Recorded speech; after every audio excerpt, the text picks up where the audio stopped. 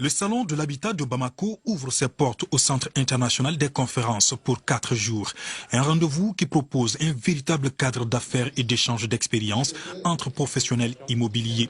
Ils sont venus de plusieurs pays d'Afrique et d'ailleurs. L'édition 2020 met à l'honneur le savoir-faire du pays de la Teranga avec comme parrain l'artiste de renommée internationale Youssou N'Dour. Je veux féliciter les organisateurs pour leur dire qu'ils ont là ouvert une porte. Et cette porte-là, on m'y trouve. Et je suis prêt à porter le message un peu partout chez les autres autorités de nos pays pour qu'on les soutienne. Les ministres sénégalais, burkinabés et maliens en charge de l'habitat se sont succédés pour présenter les politiques de logement dans leurs pays respectifs. Et l'on note que le Mali enregistre actuellement un taux d'urbanisation de 41%. Le défi reste encore immense. Au Mali, le droit du logement est un cadre de vie sain et consacré par la Constitution du 12 janvier 1992 en son article 15. Cette volonté du peuple malien est prise en charge à travers la vision du président de la République clairement exprimée dans son programme décliné en premièrement réaliser des logements sociaux et économiques, deuxièmement maîtriser le développement des villes, troisièmement promouvoir le développement des infrastructures urbaines et des équipements collectifs.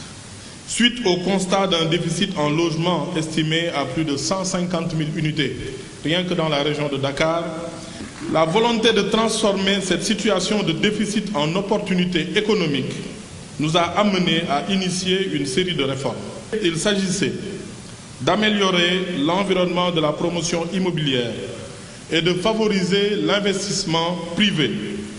Une politique de l'habitat et du développement urbain au niveau de la sous-région que nous devons penser ensemble deviendra alors une politique de l'organisation sous-régionale pour la maîtrise de la croissance urbaine, pour la production d'espaces urbains durables, pour l'organisation et l'amélioration des conditions d'accès à la terre et aux services urbains de base et pour la promotion d'un logement décent. L'Association des promoteurs immobiliers du Mali et la Banque de solidarité du Mali étaient là également pour soutenir l'initiative qui est à sa 6e édition. Une édition dont le thème est la sécurité, une exigence de la ville. Un tour dans les stands aura permis au chef du gouvernement d'apprécier l'engagement des professionnels immobiliers. Impression agréable quand je vois tout ce que la sous-région a pu réaliser comme innovation dans ce secteur important de l'immobilier et de l'habitat. Et c'est là tout l'intérêt de ce salon de l'habitat de Bamako qui, au fur du temps, est devenu un salon qui attire de plus en plus d'intérêt de par le monde, qui est devenu une plateforme d'échange, échange d'idées, échange d'expériences. Ce qui est clair, le Mali a beaucoup d'expérience à donner, mais aujourd'hui nous sommes là pour recevoir de la part de nos amis du Burkina et puis du Sénégal, dont je voudrais remercier pour leur présence effective cet après-midi.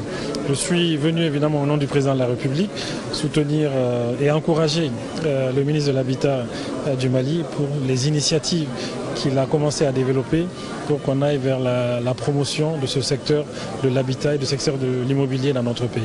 C'est important pour notre économie nationale, c'est important même pour notre richesse nationale, mais au-delà de tout, ça a un avantage social aussi important qui répond au souci du président de la République de donner un toit et à un prix abordable à l'ensemble des Maliens et des Maliennes et sur l'ensemble du territoire national. Dans ces stands, les exposants réservent aux visiteurs toutes les informations relatives notamment à l'achat de terrain, la construction et la rénovation de maisons. Il est également prévu au cours de ce sabbat des conférences sur des thématiques liées à l'habitat.